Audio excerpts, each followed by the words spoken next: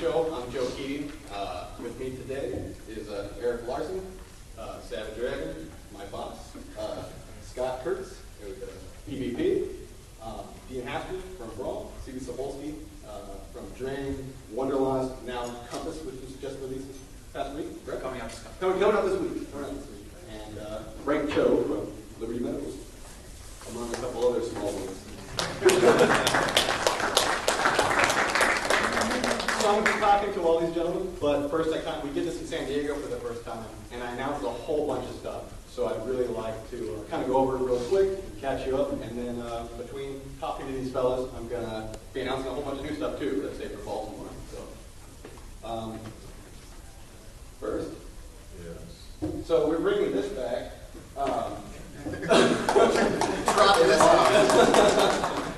This is another one you probably want to be one I'm super excited about. We're going to not only collect Scud, but also finish it off. Originally, it was supposed to be a 32-page ending. At San Diego, Rob told me, hey, look, I think I'm at 70 pages. 2 weeks ago, he's like, hey, I'm doing 100 pages. Just now, my BlackBerry just sat down, I got an email, and he's like, I think it's like 120 or something pages. So it's probably going to be like 5,000 pages long, which is going to be awesome. But we're aiming for release, first quarter of 2008, and it's going to be again the 100 and whatever page ending, as well as the entire series under one cover, 21 issues worth of stuff. Really cool. This is an anthology that I'm actually involved in, as well as Erik Larsen. And yeah, I know. Yeah, you've got a cool story in there, which. Basically, kind of the idea was to take people you're really familiar with, like Erik Larsen, and get them to do stuff that they're not known for. So whereas Erik is, you're really well known for your superhero work, kind of doing an almost like Dan Cloud's 8-ball kind of weird, almost twisted optic nerve thing. So this should be pretty cool. And Mike Allred's in there, Corey Lewis from Shark Knife is in there, Jim Afu, a whole bunch of guys. Luna Brothers have an all-new ongoing fantasy series. It's going to be starting in October. Unlike Girls and Ultra, we're not eliminated at this point, so they're going to kind of do it as long as they want to do it. Have kind of ending in mind, but again, it could go on for years at this point. Same thing like with Rob. They keep telling me it's going to be 24 issues, it's going to be 50 issues. We're just going to keep doing it. So I've seen the first issue as well. Yeah, I just read it this past week, and I honestly think it's their best work ever. It's definitely Jonathan's best drawn stuff. I mean, it really blows them away. This is super cool. This is Steve Niles and Bill Sienkiewicz are doing an all-new horror / superhero series called The Sinner. And yeah, it is totally sweet. It's true. And that's going to be launching next year. We're going to have more details. Look for it in about January, February. But for now, this is what you get. And I've read the outline they have, and it's really going to be a trippy kind of taking 60 Marvel's conventions, but like having it written by Steve Niles and drawn by Bill Sienkiewicz, so it's really twisted and kind of cool horror stuff. Joseph Michael Linsner has an all-new series, not connected to Dawn, that he's co-writing with Ava Hopkins called Dark Ivory. It's a mini-series that will be starting up in January, kind of rock and roll vampire stuff, and completely different from anything he's done before. Except it's got hot shit. Except, well, yes. We're keeping that up. That's It working will out have really the well. trademark Linzer puffy nipples on the hair over one eye. That will. This is an ongoing series that we did a mini-series of, one shot a while ago, and we love it so much we've pretty much been bugging Phil and Esther and Andy Crew to come back and do it non-stop since it originally came out, which was when Invincible started. So yeah, we finally convinced them to do it as an ongoing, so we're going to be doing that for quite a while. We also kind of announced 2 new storylines. We're just launching the Casanova series, second series, which doesn't feature Casanova at all because he's lost in time. So everyone is trying to figure out when is Casanova going. The biggest storyline I've announced is The Walking Dead 44 through 48. I guess the best way to summarize it, I was asking Robert, Walking Dead's getting 50. This is a huge deal. What do you want to do? This was a while ago. He's like, yeah, I think I'm going to kill off half the cast. And I was like, haha, that's great, whatever, that'll never happen. And then it is going to actually happen. So if you like The Walking Dead, say goodbye to about half of the loved ones. So, yeah, those are the covers for 40, through 44 or 48. And what I did not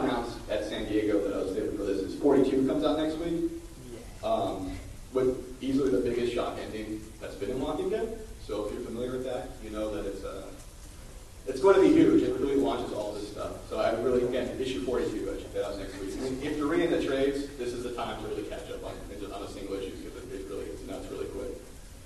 So, again, I've got this guy with me, Erik Larsen, who does a Savage Dragon.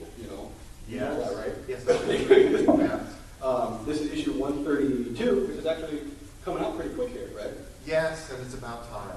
Yeah, I think we're looking in 2 weeks, 3 weeks. Yeah, so it'll be out by the end of the month. Yeah, that's But this one has been in the works for way too long. Well, 80 pages, right? Well, it is 80 pages, so there's that. I didn't draw every single one of those pages. But kind of what has been happening with the dragon is over the years is that I have my pattern that I have been doing is I would draw a cover and then I would go and then draw the comic to go along with that cover a couple months later. And I've found over time that hasn't really worked out all that well because I would get to the end of an issue when I'm sitting there writing and drawing and I get to the end and go, I need more space than this, and this is going to spill over in the next one, but I've already solicited the next one with the next cover. So I just decided, you know what I'm going to do? I'm going to take a break, and so that's why there's been this little break here, and draw up a few issues so that I know where in the world I'm going with all this stuff. So that's where we're at, and this issue kicks it off, and I get back to it. So woo-hoo. We're going to be talking about the other stuff that Erik's been working on concurrently with we're at you're at 135, right? Working on Dragon. Yeah. This is 132, so we're well ahead of time. Like I said, I'm going to be talking to Scott Kurtz about the PvP osmology, and wow. Yeah, it's No. Who did that? Christian Donaldson. I drew Skull. For sure, I drew that part. Okay. But I wanted something really classy, and so I asked Christian Donaldson. He worked on Forsaken, and I saw him he's in Dallas with me, and I saw him at Cape, and I said, I wanted something really classy with all your ribbons and stuff, and then he incorporated the USB cables. So, and then he said, but I don't feel comfortable drawing Skull, you need to draw the Skull control. So, but it's going to be like 600 pages? 600 pages, yeah. It's all the trades. But not just the image stuff either, because you've got the original striptease tray, right? Yeah, I found the files for my striptease, so unfortunately, I thought I'd lost the high-res versions of all that old shit, but I found it, and I've got to include it, and I just can't stand looking at it. But so it's very comprehensive. It's like striptease all the way to the newest trade, and I'm putting a bunch of all the pinups and original art anyone's ever done for me. I'm putting it in the back, and we have a tip. I don't know if it's a tip, and where the color for some color pages. Right. Yeah, an extra signature. So an extra signature of the color covers, and so I'm really excited about that. And and that beautiful cover by Christian is being shoved in a slipcase of my crappy. I'll put out a picture of it. Don't worry about it. And then in a second, we're going to talk about Scott's new book too. Don't get too excited. We signed you up. No drama. Next month, I'm just kind of reintroducing these guys and catching up what they're doing. Talk about what's next. Dean here has a new book, a creature romance double feature. Yeah. You're doing half of it. Yeah. What my half of the book is, I relaunched or revamped a character I had done in 1995 called Billy Dogma. He's basically the last romantic anti-hero. And what I did is when I created this webcomics hub called Activate. Does anybody know Activate or heard of it? It's online comics. Okay, right. Everybody up here. Right. But so I had started doing this webcomic, a weekly thing, and just kind of I hadn't written a comic in about 4 or 5 years. I'd done a lot of collaborations, and I continue to do collaborations, and I enjoy that. But I also like to write.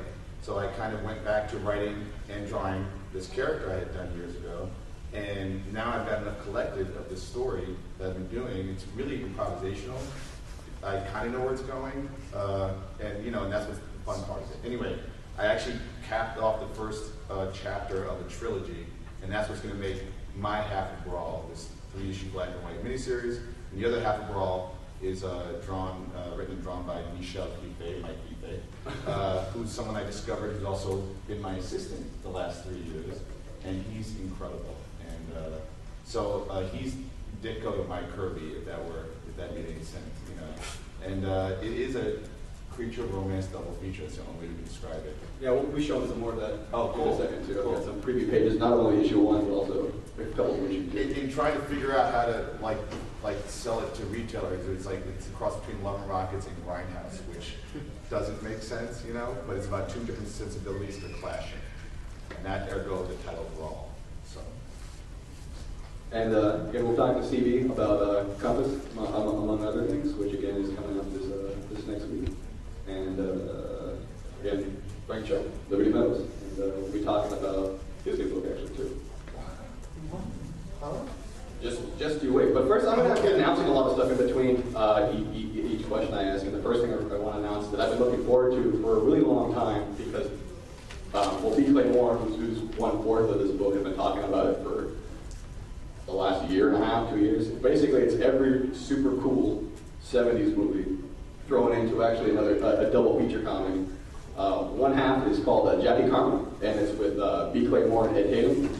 And it's basically the 60s Street Fighters come back for one more job type of thing. And the second half is called Cools, which is by Seth Peck and Ty Walker.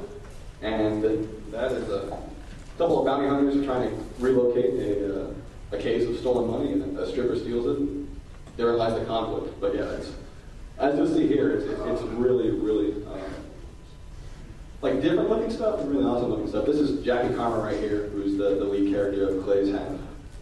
It's some more sequentials here by Ed Tatum. But if you like fight comics, you like punching, and you like, this is really a great book for you. And this is the first page I'm showing from Cool. Followed up by the rest of the cast getting either killed or beaten to crap. So, the end. Very sad. So yeah, here's another cover of Savage Dragon. This is going to be Who did that? What? yeah. I was just going to say, you got Frank Miller See? Red and white is always good. It Red and does white. work. Do you, for the blood splatter effect, do you like use a toothbrush, or do you That's let digital? That's toothbrush. That's cool. I think some He keeps it analog. That's how it works. Kind of razor blade, slash it through it. Really? But yeah, so you're pretty well into this. Right up in. You're pretty well into this issue already, right? Yeah, almost done with this issue. But at the same time, The cover's nothing like the inside. I'm sorry. It's a romance issue. He gets in on, okay. there's a lot of hugs. I think that's why my favorite dragon is. But what people may not realize is that you've been working on a ton of other stuff too at the same time. Currently, the dragon, which this one we're kind of wrangling together, which is the next issue project, which you want to take up words on what that's all about and what we're doing for December. Well, the next issue project is finding old cool comics and old cool characters that are in public domain that nobody has, that haven't seen the light of day in 60 years in some cases. And then just taking those old cool comics, digging them up, finding them, making copies of everything, and sending them out to a bunch of current artists who just grab those stories and run with them. I'm doing the Samson story that's in this particular issue, but Joe Keatinge and Mike Allred are doing Stardust, and this thing's just packed with cool guys. Golson Kevich is doing a story in here with Joe Casey. Tom Segoli's doing Space Smith. I'm forgetting everybody who's in here, but it's one of those things where it's like there is not a page in this thing. Well, Tom Yates is. Tom Yates is doing like the Golden Knight. Right. And Is this the one that Andy did? yeah, Andy Coon's in here. It's a cool cast. How many public domain characters do you work with? There's a ton of them. We've got a list of about 50 books. 50? Well, we might not do them all, but yeah, there's about Is the 50. Green Mama in there? Well, he is public domain, yeah. He is public You domain. want to do Green Llama? I'm thinking about it. All right, well, Dean Haspel did Green Llama with us. That'd be pretty sweet. Exclusive announcement that I didn't even know about until now. You're obligated now, man. There's no backing out. All right. There's a lot What of is he? them. What's his power? Whatever. He's a monk who has a magic word. And He knows. Yeah, I know. You're writing it. Yeah. Okay. Yeah. Done. Dean Haspel and I came back Green Llama 2008. So check it out. He has the power to command Sherpas. I'll get you up that mountain. You read it? You're also going to be doing another series. Yeah. And actually, you're doing two. Yeah. Yeah, It's kind of nuts, but I'm going to try it out and see how it works. And that is, I'm not going to be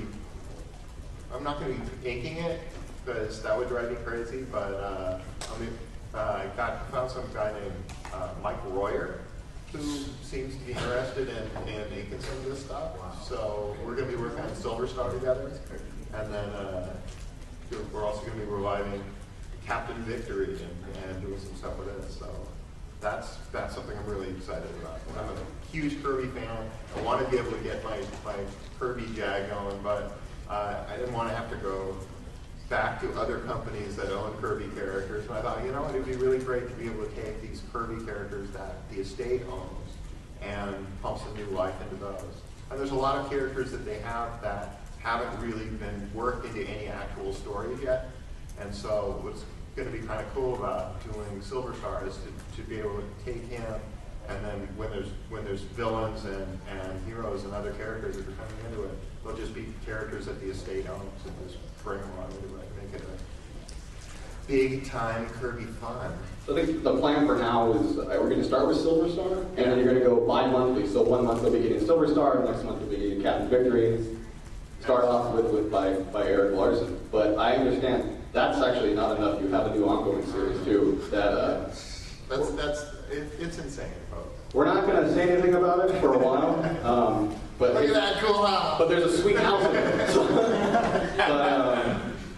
are we aiming for next year? Yeah, this will be June 2008. I've done the first issue of it, and one of the reasons we don't announce what it's called and what it's I haven't come up with a name quite yet. I'm still working on that. Is that the Mystery Machine? He is doing Scooby-Doo 2008. Erik Larsen, finally. That's what people keep asking me about. I mentioned it. There we go. The first ad would just be that house, and we'll say Rut Row. Scooby-Doo. Is that American Tragic Comedy? Yeah, there's a lot of tragedy in that comic. All right, so my next announcement, one of our longest going superhero series, Noble Causes, is releasing issue number 31 next week. And kind of like Robert was saying with Walking Dead, Jay Berber, the writer, wants to basically ruin everything in the book. So stuff really goes down at the end of the issue, and we're taking a break until March because we're relaunching the book. He actually had some help from you, right? Yeah. No, I helped them redesign some of the characters, and we were going to get new visuals and new looks, and it's sort of taking I'm not sure how many years he's jumping ahead. Actually, it's jumping ahead 5 years. So the idea is, if you've never read this, if you like Dynamo 5, if you just like cool superheroes, this is the perfect time to relaunch. I got to the point where we're talking about doing number 1, but in this industry, you don't see a lot of independent superhero books hit 31. And Jay and Image are really proud of them to reach that point. So we're keeping the numbering going. But again, if you've never seen Noble Causes before, it is complete, all new. We'd like to call this sort of thing a good jumping on place for new readers. Yeah, I mean, the thing is, it truly is. I mean, it's almost like a completely new slate. I mean, you have a lot of familiar characters like Frost here. In fact, here's the first interior page that we're showing. The entire team is pretty different. And if you read Noble Causes now, you'll recognize actually a couple of these guys were villains in the last issue, so you'll see why they're hanging out with Frost. You'll have to find out, Scott, in March. Where's Rings? Joe? And actually, if you haven't read Noble Causes before, one thing we have not announced yet either is in January and February, we're going to be releasing the Noble Causes archives. And if you've seen the Savage Dragon archives, we're basically we are taking the entire run of Noble Causes and putting it under 2 covers. And just in time for you to catch up, if you want. And again, if you just want to check out the single issues, you totally can. And here's actually the cover to 32, so check that out. That's coming out in March. The next guy we talked to a little bit already about the PvP Awesomology, which is coming out in November. Looks hot, right? Yeah, it's pretty We sweet. got But, that Canada Bobby's all pissed off. I think it's insane because you've been doing this for 10 years, right? Yeah, I was debating whether I should make a big deal about that because, like, it's really exciting that PvP's 2008 is PvP's 10-year anniversary, and half of me goes, "Yeah, 10 years, let's celebrate, let's make a big publicity stunt," and then the other half of me goes, "Oh shit, 10 years." Everyone's gonna be like, "Oh, 10 years, he's done." Well, you know what's the point? I found out just this past week. I thought it was interesting. You almost didn't even want to do PvP, right? 10 years ago it was like No, there was a website that was offering me $500 a month to do a comic strip, and they didn't want to own it; they just wanted to license it because they were trying to take advantage of all that .com boom stuff. They needed content, and it was like, I mean, back $500 a month back. I mean, I'd take it now still, but $500 a month was. I was just excited. It's the first time I've ever paid to do a comic. And he said, "But it needs to be about video games. You have a video game comic?" I went, "Yeah, I got one." And he's like, "Well, all right then." It was Friday. And he goes, "All right, well, I want to see it on Monday." And so I was like, "Oh crap!" Because I have to make one up. I didn't. So I took a comic strip about elementary school teachers I was preparing for the syndicates called "It's Elementary." And I took the principal, and he became Cold Editor-in-Chief, and the art teacher became Brent, and the music teacher became Jade, and 2 kids in her class became Francis and Marcy, and the big dumb janitor became Skull. And I was like, Was the big dumb janitor a troll? no, he Because that would have looked, been a cool, yeah. he looked like Skull, but he just was a human. Oh. And then I said, all right, now up there at a game magazine, here you go, that's it. And I did. I almost quit after the first year, and then my wife Angie said, "Don't quit, keep going." And you've been insanely successful with this, so much so that you're writing a book about it. Oh, wow. Yes, this is our thing we're really, really excited about. Christopher Stroud, who is a friend of mine, that he's another web cartoonist. He does something called Star Slip Crisis, and he moved from LA down to Dallas, and we opened up a little studio because I was really going stir crazy working at home, and with all this stuff coming up, with all this BS with Platinum and Zuda, saying things like, "Well, the internet is this frontier, untamed, and you need us, otherwise you'll die out there on the web." And Chris and I were like, "That is bullshit. It's such a level playing field, and there's so much you can do." So what we want to do 2008, we're going to rent either an RV or a van, and we're going to have this book out. It's all about how to make web comics. It's all the basics. The book is in 2 sections. It's creative and business. And we have a brand new podcast that we're doing now called Web Comics Weekly. And then we're going to do a big book tour next year to celebrate the 10-year anniversary of PvP, push the osmology, and go around and just try to take web comics, this term that is right now either associated with kind of this infighting community, and also away from these new guys coming in saying, the web is scary. You need to sign your property away to us so we can help you, and just take it back because, when I was growing up, I wanted to make comics, I wanted to get into print, I wanted to get into the syndicates. And I think a lot of kids coming up now their first instinct is to go on the web. And Well, webcomics is like the new mini comic. Yeah. For newbies, and now you can be your own boss and your own publisher. And, I think what's interesting about Brawl, just as a quick aside, my activate, is I did web first and now I'm bringing print second. Yeah. Well, that's sometimes, and often it's the other way around. Print doesn't do so well, so you throw it online. That's what happened with PvP. I mean, PvP was on the web first, and that's why I was able to go into print. And Frank was really instrumental in getting me the image. It's because, and Frank saw it because it was on the web and I was at the con. So. And you built a loyalty, a fan base. And there is a path to it that is it's not an easy path. There's work involved, but it is available. And so that's what we hope to do with this very snarky cover. Syndicated comics of the past, we have discarded them, as you can see in our cover. Next thing I'm going to announce before I talk to Dean is recently Comic Con Productions launched a new Spawn series called Godslayer, and it's completely different from anything. It's actually kind of a high fantasy adventure series, and it's doing real well. We're really happy with it, but we want to kind of make it easier for you guys. So issue 7, which is coming out in December, is going to be $1.99. Beginning an all-new storyline, full issues worth of story. And yeah, if you've been hesitant about it, like, I don't really dig Spawn, I dig fantasy stuff, this is the issue to check out. And again, if you're into Lord of the Rings or any of that kind of stuff, this is definitely the great comic for you. Now, one thing I kind of want to follow up on that I've been thinking about a lot is, you're talking about a lot of guys start off on the web and then eventually go to print. Now, Dean, you made your name, you started off with opposable thumbs, right? That's where you got the most attention, right? The most attention before the Quitter, Before the Splendor, you know, and right. Harvey Picar was, I mean, listen, when I was 12 years old, I picked up Fantastic Four in Shazam, and my dream was to one day pencil the Fantastic Four. And then later on, I discovered Young and Furry and Splendor, and I was like, wait a second. I could write about my life, or I could write a creative character. So then things got confusing, you know.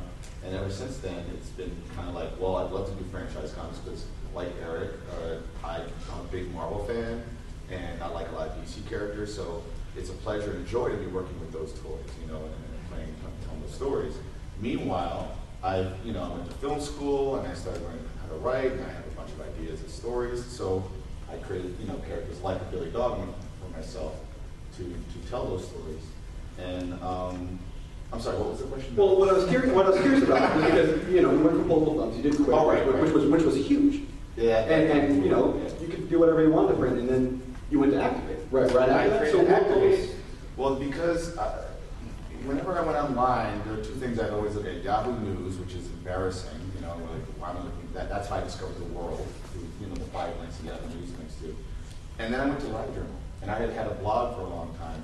And I realized I was getting more interesting insights or stories or whatever from all my friends list at LiveJournal, and so I'd post some comics here and there and get these really cool reactions on a regular basis. Now, anybody who works in comics and traditional print comics knows that you work on a project for a long time, basically by yourself, and 3 people see it. And then it comes out and you hope to get some reviews or some response. What was really cool about the internet, you got immediate response, so much so that it kind of helped, and it became infectious. You couldn't wait to do it next week to get more response, and some of the responses actually dictated where the story was going to go because I was working in improvisational nature. So what was cool was to experiment and say, you know what? I'm a guy who's done some print comics, a bunch of, I've done Spider-Man, Batman, I've done all kinds of the characters, as well as American Splendor, Memoir and stuff, Opposable Thumbs. I said, let me relaunch this character I hadn't done in a while and do it as a webcomic. And this guy's been successful at it, and we do completely different comics, but it's the World Wide Web, you can do anything, And it was really cool to like you said, a level playing field, So, and the experiment really is to say, create a loyalty in the fan base, and then try to sell it, give it away for free, and then see what happens when you put it in print. Like crack. All right, next announcement. Now, this was announced in San Diego. This is Pax Romana, which is Jonathan Hickman, the Nightly News, all-new miniseries he's doing, starting in November. This is the one he's writing and drawing. However, he's also writing an all-new miniseries called Red Mask from Mars. I'm not going to say any details about it yet, but kind of a superhero. But if you've read Nightly News, you know that Jonathan really doesn't do typical comic books. So if you dug that and you're digging what we've shown on past Romana, definitely check it out. Next guy is Stephen Cebulski, who, talking about transitions, one thing I thought was interesting is, you're really well known for your mainstream comics work, and your work in Marvel. You've been doing it for years, and then about a year ago, you started launching all this creator work like Wonderlost, and I started with Drain, and now we're doing Compass, and what kind of interested is, what kind of kicked that on for you? Just kind of what Dean and Eric said, I grew up on Marvel and DC. I love superhero books, but as you get older and you go through your life experiences, you just have stories you want to tell, they want to get out of you somehow, and then there was always that outlet that I needed, and I would go to bars and tell these crazy stories. This is how, particularly in regards to Wonderlost, started, and people say, you should write those down. And originally I thought about doing a novel, and I know all these artists and all these creators, and I have the outlets and the connections, now maybe I should start putting it in comic format. And just kind of Wonderlost started kicking off that creator-owned bug, and then I got into things like Drain and had met some other artists with other ideas and collaborated with them, and just kind of grew from there and become my home and that stuff. It's fantastic.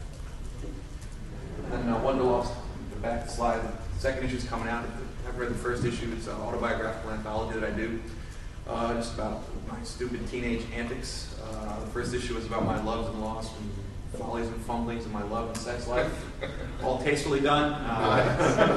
No nudity, but it's a shared experience I think everybody has as they're growing up. And the second issue here with this Steve McNiven cover is called Firsts and Goals. It's about the first times I experienced these things. You know, your first beer, first kiss, your first drug use, first time you go to jail. Maybe not everyone's had that experience. But It was all one experience. One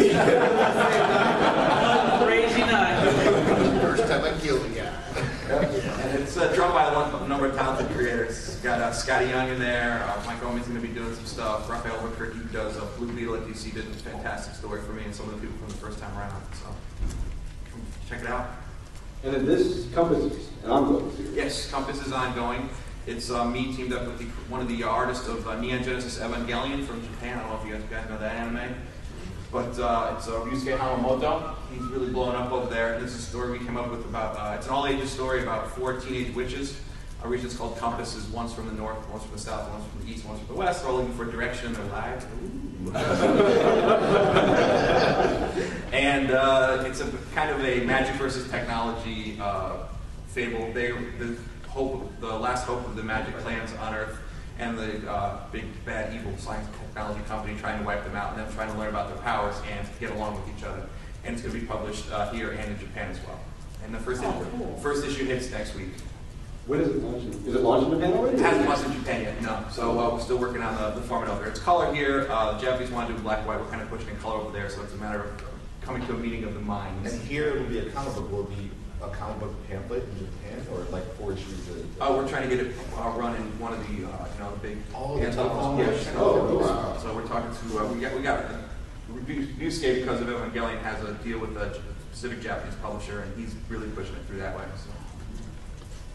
And when we release it here in English, what we're going to, or the trade, we're going to try to do is maybe do a color collection, also do a black and white digest. We haven't decided just yet. We're going to try to hit both markets. So I don't know if you guys are familiar with this book, a little one we do called Invincible. It's been going on for a really long time, and Robert's created, as you see in this image, which actually is just to show a little bit, going to be a poster and a T-shirt in December. And a happy day. And a happy meal, actually, yes. If you want to be happy, This is the place to go to. Is it really going to happen? No, it's not. Sorry, Scott. I was really excited. Well, the thing is, he's creating this huge, rich universe where it's getting to the point we can't contain it all in one book. So what we're going to do is going to... Well, actually, let's first talk about the book real quick before I actually talk about the new one. Like Walking Dead, because it kind of started around the same time, we're aiming at issue 50. So when I asked Robert, what do you want to do for this, he said he's going to kill the other half of Walking Dead in Invincible. So, what? No. Well, actually, we might kill Cecil, apparently. So, but that's the cover to issue 50, and basically, Robert's been setting stuff up since really issue 1 that is finally going to be coming to a head. So if you've been thinking, there was that we're going back here. It's like, well, Reanimator popped up a few times. What's actually the deal with those guys? And it actually turns out they're connected to a whole lot of stuff, which again is going to be leading to this thing, which isn't a comic. It's not fake. It's Who's coloring these? well, the covers are the interiors are by Bill Crafter, but the covers are now, which is actually going to start with issue 48, which is the one on the left there, Val Staples. Who I think is best known for his work in Criminal. Yeah, Val lives in Kentucky. Right next to yeah, Val lives in Kentucky. and has a ferret named Mr. Poop. Exclusive announcements. I spent a week at Kurtz's house, in a little studio downstairs, and this little ferret named Mr. Poop. wow. That's awesome. Well, like I said, he's got this huge universe of characters. We've kind of started off with Brit, which, if you're an Invincible fan and you haven't read Brit, I can't urge you enough to pick it up. It's a new ongoing series. It's going to be connecting a lot with Invincible. And actually, hope he doesn't mind me saying that Brit will be showing up in this 40 or 49, 50 story. But yeah, so we've got a new miniseries coming out, and it's the first one's with Adam Eve. It's going to be written by Meadows and Nate Bellegarde, who actually made their debut in comics in the back of Invincible when it first started doing a series of strips. But they're going to be doing a 2-issue miniseries, which, like I said, is kind of built on stuff that happened around 25 issues ago, where Robert, in the back of issue 25, was showing, the origins of these characters and alluded to there being a bigger conspiracy about it. And so this is Adam Eve's kind of like background and what's going on from there. So I have another question for you, Frank, but I've been asked this so much at the show that I'm just going to ask bluntly. When are you finishing Liberty Meadows? When are we getting back to it? Because, yeah. Well, the Avengers have taken a lot of my time, so Liberty Meadows has been on the back burner, and also I've been taking a lot of different projects and writing in general. I took some time off to do Liberty Meadows' animated show pitch, which we're still in negotiation. And so I decided to do the pilot episode, turn that into issue number 38, rewrite some stuff. So it's pretty much written. I just have to sit down and start drawing it, which I will very soon once I finish issue 6 of Mighty Avengers.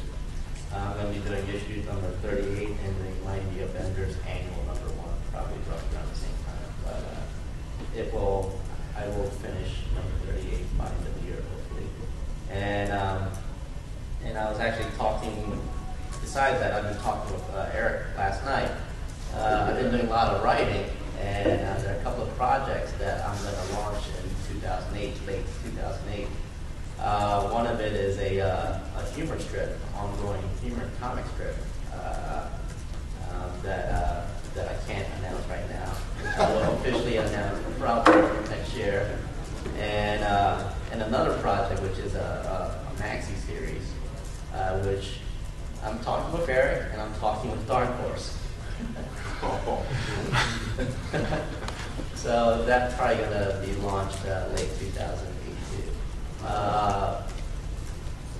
But Liberty, I think I have like 5 or 6 good issues of Liberty Meadows in me before I will wrap that up. So I'm going to try to wrap up Liberty Meadows in the next 2-3 years, and then have a big, fat, ultimate Liberty Meadows collection, and with all my college stuff.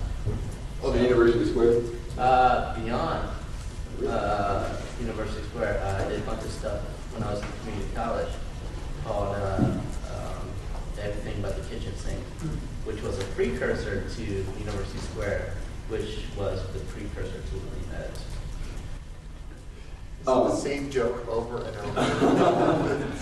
It's better drawn. No, it was different. It was different, but the characters actually made their first appearance in Everything But the Kitchen Sink. So I found a ton of those old college strips when I was cleaning the house. Not sure. And the art book, the new art book is coming out. Well, we did Women about a year ago now. Yeah. So we're doing news. Yeah. Frank Cho's Bros. Coming soon.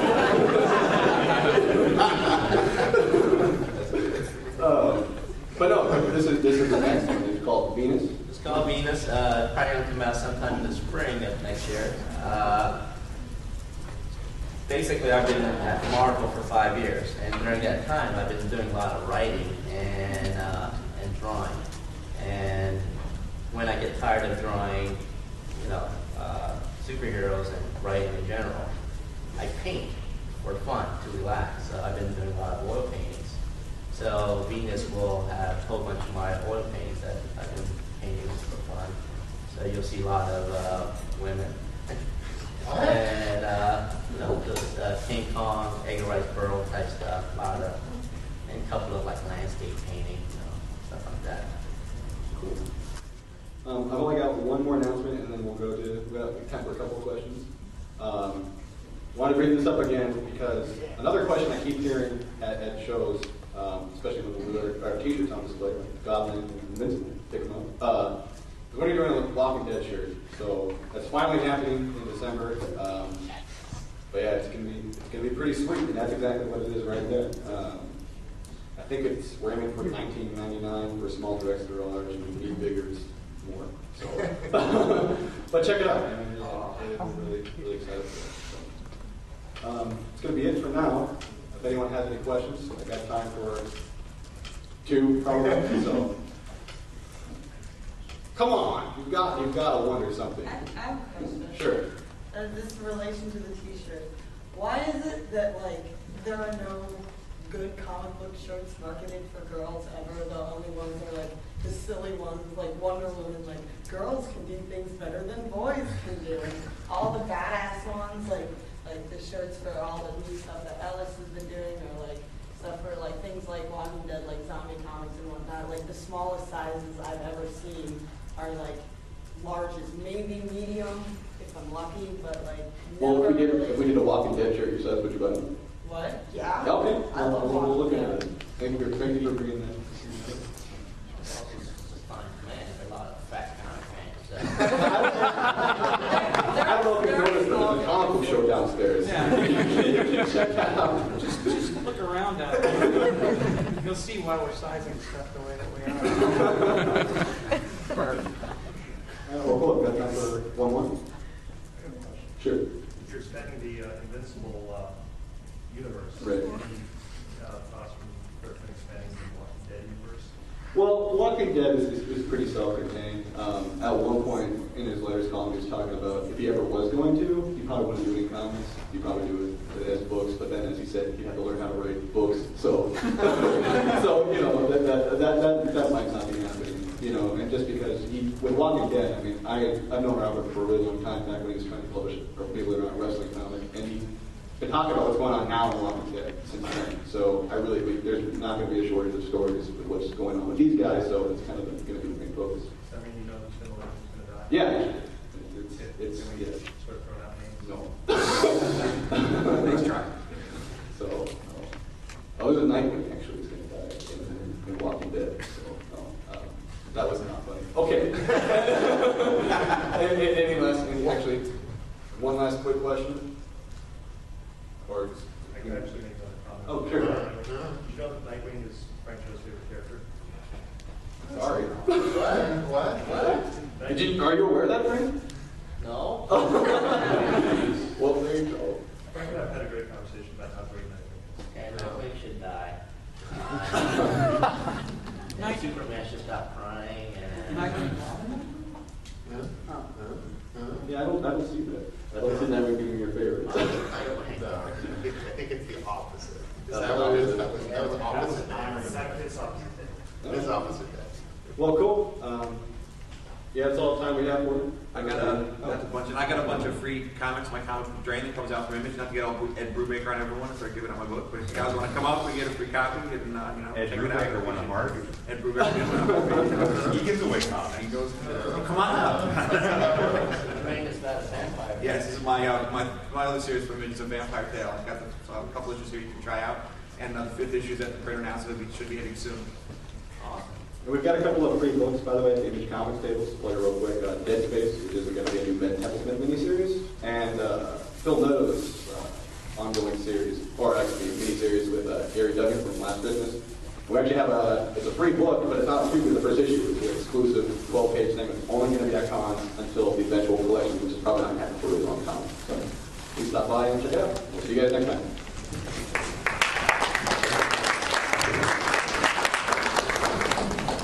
Variant Edition is the weekly video podcast covering comic book news, reviews, and culture. Every Tuesday, it's a 5-minute dose of comic knowledge that will prepare you to step into your comic shop on Wednesday. Everything from sneak peeks of what comics are being released to the latest headlines. Then later in the week, it's half an hour packed with comic culture. We've got news, reviews of comics and related toys and statues, convention coverage, and interviews with both new and established creators. Variant Edition The Discussion is our newest edition. About twice a month, we pick a topic, sit down, and talk comics. We have quite a few ways to watch Variant Edition. VariantEdition.com has links to them all. You're listening to us now, but watch us every week on Variant Edition.